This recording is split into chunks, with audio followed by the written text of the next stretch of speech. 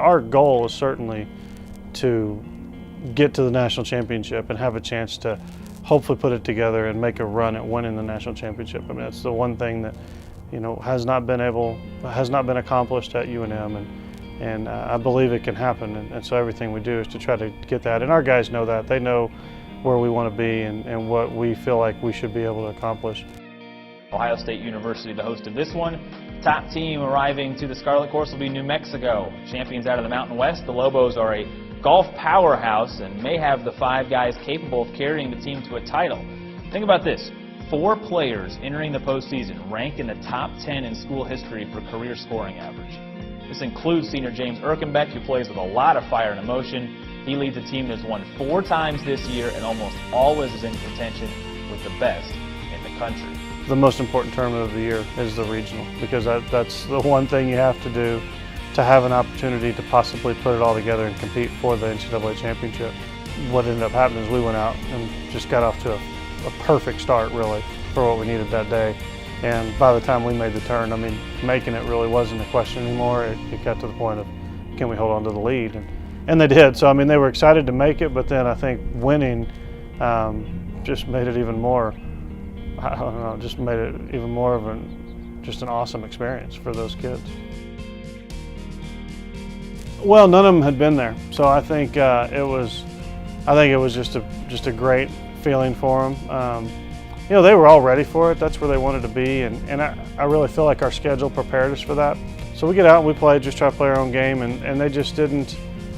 We just didn't play that well. Didn't have anybody play terrible, but just didn't play that well. You know, we didn't have a whole lot of time to reflect on it because we played in the afternoon, get something to eat real quick, go to bed, and get up and play early in the morning.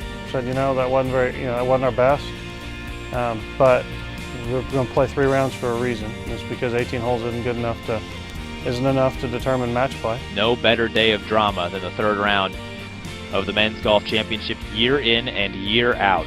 It's not a battle for 1st on the team, it's a battle for 8th, and right now there are 4 teams all looking for a spot, and there's only 3 to fill. That was kind of emotional, up and down, you know, last couple hours. But then everything finishes. We're in a playoff with 3 other teams, 4 for 3, and they just had to go play their 1 hole as good as they could.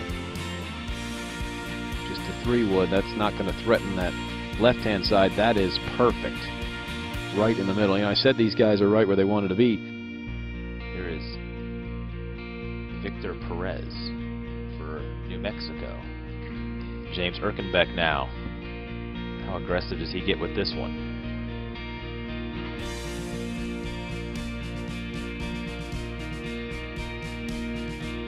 That's exactly what he did, and it's a very good shot.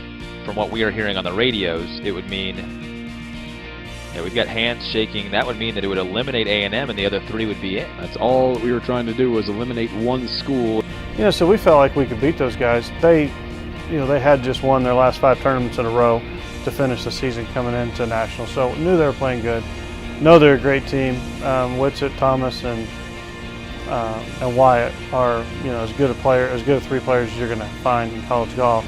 But really, what happened there is just, I mean, Alabama just played great. I mean, they had a guy at 7 under, 2 guys at 3 under, and a guy at 2 under when our matches ended. So you got guys like Catlin and Perez that actually played very well that day.